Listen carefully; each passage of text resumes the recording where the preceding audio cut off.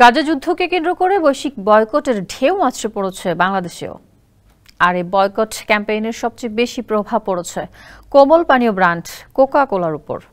অভিযোগ রয়েছে ইসরায়েলি সরকার ও প্রতিরক্ষা বাহিনীকে বিভিন্ন সময় অনুদান ও সহায়তা করে থাকে মার্কিন এই কোমল পানীয় ব্র্যান্ড। এমনকি দখল করা ফিলিস্তিন অঞ্চলে নিজেদের কারখানা স্থাপন করে সেখানে ইসরায়েলিদের নিয়োগ দেওয়ার অভিযোগও রয়েছে কোকা কোলার বিরুদ্ধে। এমন পরিস্থিতিতে বাংলাদেশে পানীয় ব্র্যান্ডটি বিক্রি কতটা কমেছে তাই প্রশ্ন সকলের। কোকা কোলার ব্যবসায় বয়কট কি সত্যিই কোনো প্রভাব ফেলছে? বিস্তারিত এহসান আব্দুল্লাহর রিপোর্টে। খালাম্মা, আমি আপনার মোবাইলে সেলফিন ইনস্টল করে দিতেছি। আপনার রেমিটেন্সের টাকা আপনি নিজেই জমা করতে পারবেন। সেলফিন, আগামীর ব্যাংকিং। গাজায় ইসরায়েলের নির্বিচার হত্যাযজ্ঞের পরে বিশ্বব্যাপী শুরু হয়েছে ইসরায়েলি ও ইসরায়েলকে সহায়তাকারী দেশ ও কোম্পানিগুলোর পণ্য বর্জনের আহ্বান। সেই ধাক্কা এসে লেগেছে বাংলাদেশের বাজারেও।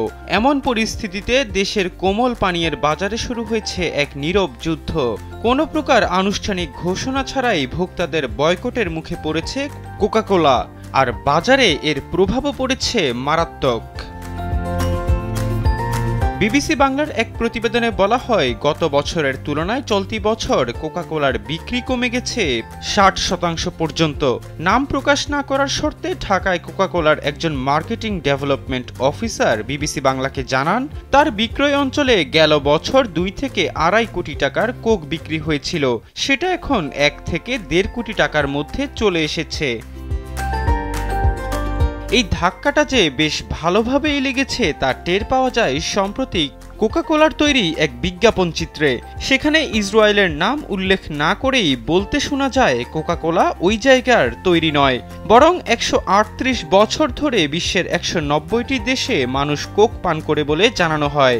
এমনকি ফিলিস্তিনের নাম উল্লেখ করে বলা হয় সেখানে কোকের কারখানা রয়েছে। এ সময় বিজ্ঞাপন চিত্রে বিক্রেতাকে বলতে শোনা যায়, কোকে একটা ঢোক দেন, তারপর একটা সার্চ দেন। কোকে একটা ঢোক দেন, তারপর একটা সার্চ দেন।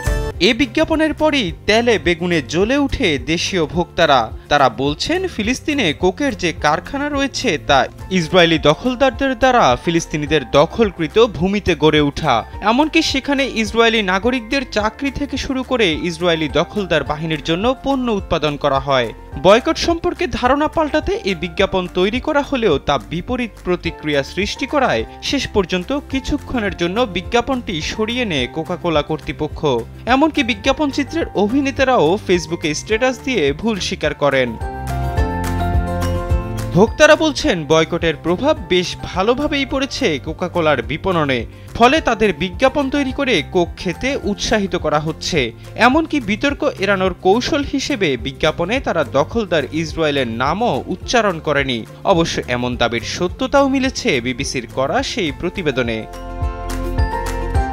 এহসান আব্দুল্লাহ, কালবেলা ডেস্ক।